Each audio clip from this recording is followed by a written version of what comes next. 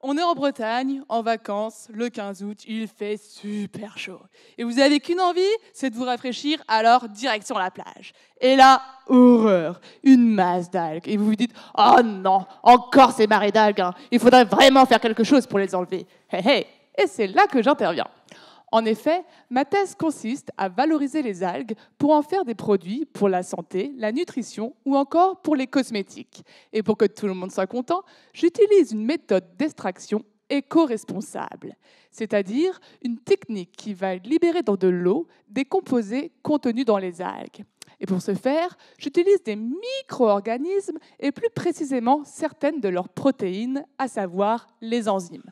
Alors une enzyme, c'est une sorte de Pac-Man. Vous voyez dans le jeu vidéo le petit rond jaune qui mange tout sur son passage dans un labyrinthe sans se faire toucher par les fantômes.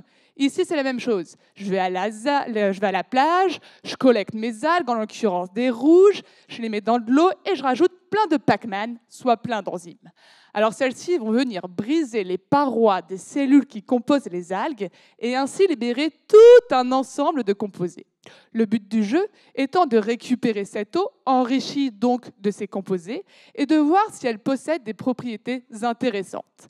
Par exemple, je la mets en contact avec des bactéries ou encore des virus qui nous sont nocifs et je regarde si elle permet de limiter la croissance de ces bactéries ou encore de ces virus. Sinon, je teste d'autres activités, la photoprotection.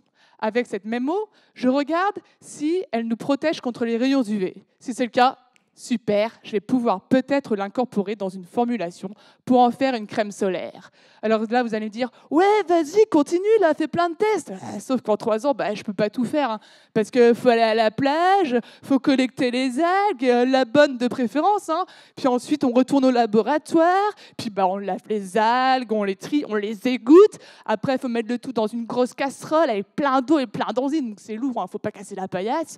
Puis en parallèle, il faut maintenir les virus et les bactéries sans se contaminer et sans contaminer les autres si possible. Puis là, il y a votre chef qui vous interpelle. Dis donc, tu devrais aller à Sydney, là, présenter tes travaux. Puis après, t'iras au Canada, là-bas, là, tester tes échantillons. OK. Puis après, en fin de journée, il y a votre collègue doctorant qui vient et qui dit « J'ai la tête pleine, allez. Ce soir, on sort parce qu'après l'effort, le réconfort. » Bref, j'aime les algues et malgré leur abondance parfois envahissante, je peux vous assurer qu'elles contiennent un trésor de composés encore peu exploités et de quoi occuper des vies entières de bien des chercheurs.